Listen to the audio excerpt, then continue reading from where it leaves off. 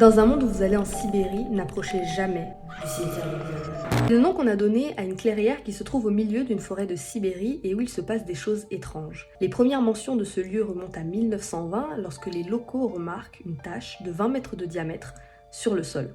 Ils pensent que ça a été provoqué par un feu, donc ils ne se formalisent pas, sauf que la tache reste et plus rien ne pousse à l'intérieur. De plus, quand un paysan va mener son troupeau de wapitis à travers la clairière, la moitié de son troupeau va tomber sur le sol, raide mort, et sur un sol qui semble chaud, comme brûlant, comme si un feu venait de brûler. Après cet événement étrange, d'autres troupeaux de bovins vont se mettre à mourir dans des conditions étranges et les habitants vont se mettre à fuir la zone et à l'éviter pour éviter de perdre leur troupeau. Un expert bovin va se rendre sur place vers la fin des années 20 et va remarquer qu'au milieu de la clairière, il y a un trou autour duquel se trouvent des oiseaux morts dont la chair semble violette brillante. Il va mettre une corde dans le trou, mais la corde ne va jamais trouver le fond et il ne va jamais trouver aucune explication à ce phénomène. En plus de ça, la quasi-totalité des animaux sauvages évitent la zone comme la peste, et même les oiseaux ne la survolent pas. Les quelques animaux qui ont réussi à traverser la zone sont morts dans des conditions étranges et leurs restes ne se sont pas décomposés.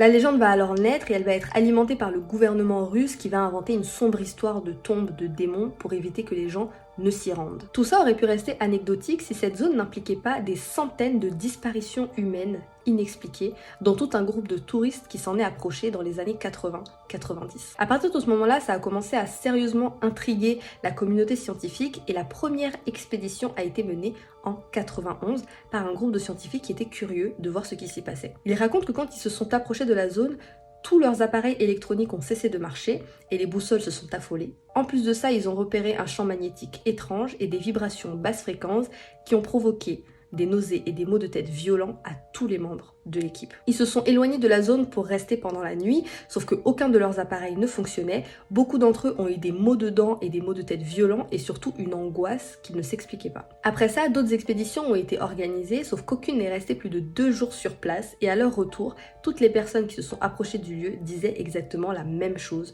sur ce qu'ils avaient vécu. Ça fait qu'aujourd'hui, on n'a aucune explication scientifique ou logique sur les événements étranges de ce lieu et surtout sur ce qui se serait passé pour le créer, ce qui en fait un des lieux les plus mystérieux du monde et un des lieux les plus dangereux. Et cette histoire, vous pensez qu'elle est vraie ou qu'elle est fausse ?